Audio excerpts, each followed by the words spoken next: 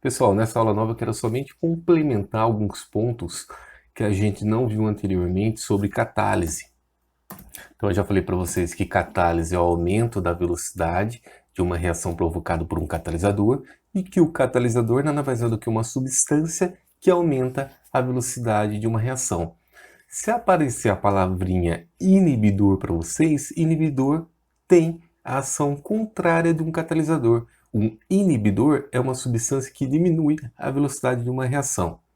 Voltando então às reações catalíticas, uma catálise pode ser de dois tipos, ela pode ser homogênea e heterogênea. Uma reação homogênea, ela vai apresentar todas as espécies em uma única fase. Catalisador, reagentes e produtos formarão uma única fase. Então, um exemplo aqui da reação do dióxido de carbono com oxigênio, formando trióxido de enxofre, representado por meio dessa equação química. E aqui é apresentado que o catalisador é o dióxido de nitrogênio. Perceba aqui todas as espécies reagentes, o produto e o catalisador são gasosos, ou seja, formarão uma única fase reacional. Por isso que esse tipo de catálise é chamada de homogênea. E a heterogênea não vai formar mais do que uma fase. Um exemplo aqui, ó, percebo que aqui os reagentes são gasosos, os produtos, ou produto formado que é a água também é gasoso, formando uma única fase, só que o catalisador está na fase sólida. Então, nesse caso, existirão duas fases, uma fase sólida, formada pelo catalisador sólido, a platina, e uma fase gasosa. Nesse caso, então, como existe mais do que uma fase, a gente diz que a catálise é heterogênea. Em relação à explicação do porquê o catalisador consegue minimizar, diminuir a energia de ativação, aqui eu apresento para vocês um mecanismo de reação. Aqui é a reação global do processo, dióxido de carbono reagindo com o gás oxigênio, formando trióxido de enxofre, SO3, e aqui estão as duas etapas reacionais. Aqui a primeira etapa e aqui a segunda etapa. Então eu já adianto para vocês que o catalisador aqui é o NO2. Perceba que ele está sendo consumido em uma etapa e numa etapa posterior, que é a segunda etapa, já que só tem a segunda, ele está sendo produzido. Logo, ele está sendo regenerado. Então, NO2 é o catalisador. A ação dele é a seguinte: quando o catalisador está ausente, olha o valor da energia de ativação do processo. Tem esse valor. Tá? Energia de ativação, relembrando, é a energia que tem que ser fornecida aos reagentes para que eles consigam superar a barreira energética existente entre reagentes e produtos. Essa barreira energética é devido à existência do complexo ativado, daquela estrutura intermediária extremamente energética existente entre reagentes e produtos. Quando o catalisador é empregado, o que acontece é o seguinte: a reação acontece por meio de duas etapas reacionais, por meio de um novo caminho reacional. E esse novo caminho, que se dá por meio de duas etapas, possui energia de ativação menores que anteriormente. Quanto menor for a energia de ativação, mais rápida é a reação. Então perceba que a gente consegue também deduzir o número de etapas reacionais por meio desse gráfico de energia em função do caminho da reação.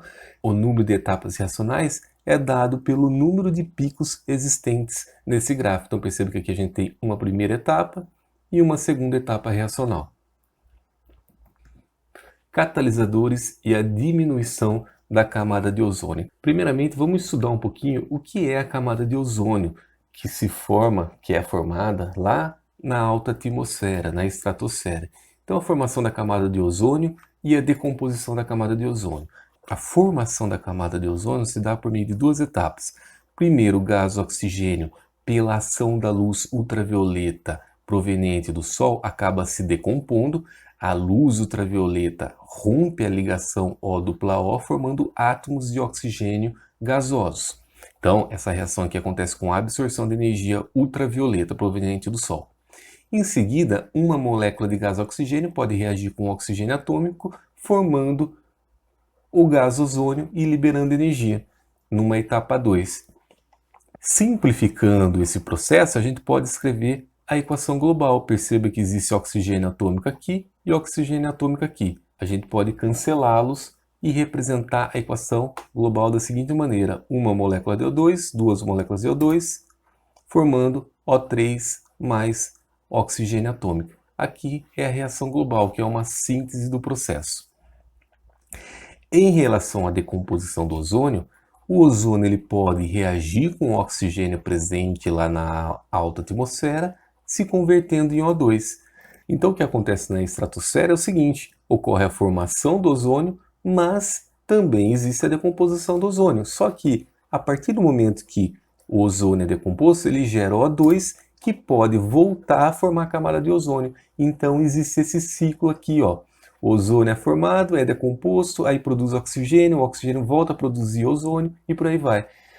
E importantíssimo, esse ciclo de formação e decomposição do ozônio ocorre com a absorção de energia ultravioleta. Aqui eu mostrei para vocês que a decomposição do O2 em oxigênio atômico está acontecendo com a absorção de radiação ultravioleta, e essa reação também acontece com a absorção de radiação ultravioleta, também é um processo endotérmico. E isso é extremamente importante, por quê? Porque barra parte dessa radiação eletromagnética proveniente do Sol, extremamente energética, que causaria grandes prejuízos à nossa vida aqui na Terra. Catalisadores e a diminuição da camada de ozônio. No passado, durante muito tempo, a gente empregou alguns gases propelentes e também como gases refrigerantes em geladeiras e também em ar-condicionados. E esses gases, eles podem atuar como catalisadores da decomposição do ozônio. Então, como eu falei para vocês anteriormente, o ozônio é formado e também é decomposto na alta atmosfera, só que é um ciclo natural. O problema é que, na presença desses catalisadores, a decomposição do ozônio pode ter a sua velocidade de decomposição aumentada, desequilibrando, provocando um desequilíbrio daquele ciclo, o que vai fazer com que o ozônio seja mais decomposto do que produzido. Esses catalisadores são chamados de clorofluorcarbonetos. Aqui eu coloco alguns exemplos para vocês, e o que acontece é que, como eles são gasosos, eles conseguem atingir a alta atmosfera, a estratosfera.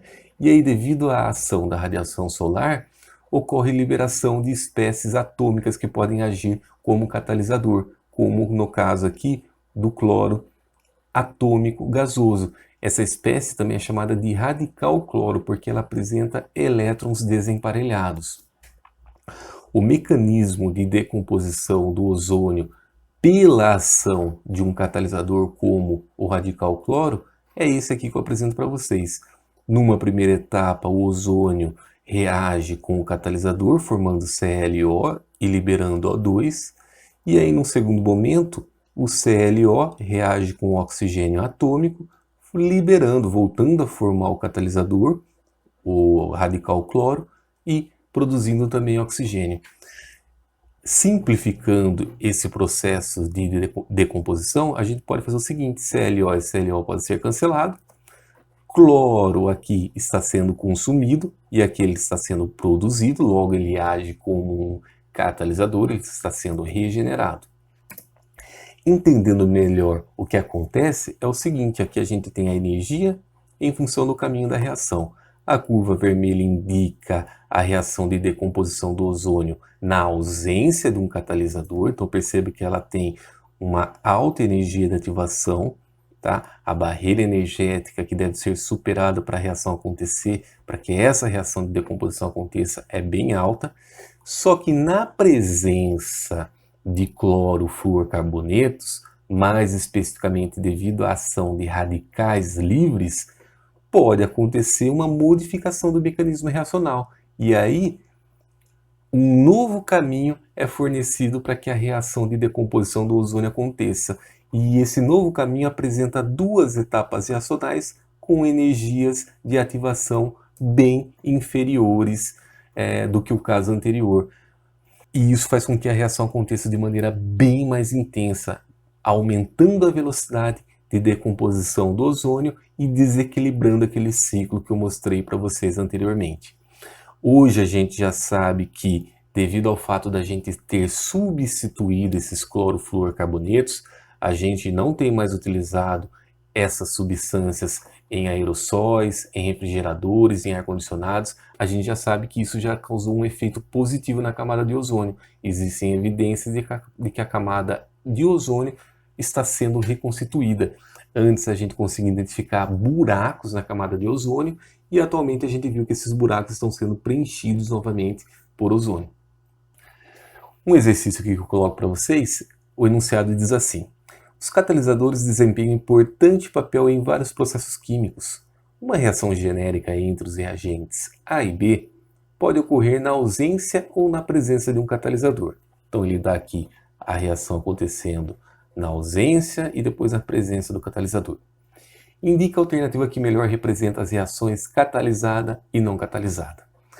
Então eu vou começar para vocês já mostrando a correta, que é essa daqui, ó. Então a de maior energia de ativação aqui indica a reação na ausência do catalisador e a catalisada tem que ter uma energia de ativação menor, que é essa daqui. Então essa é a alternativa correta.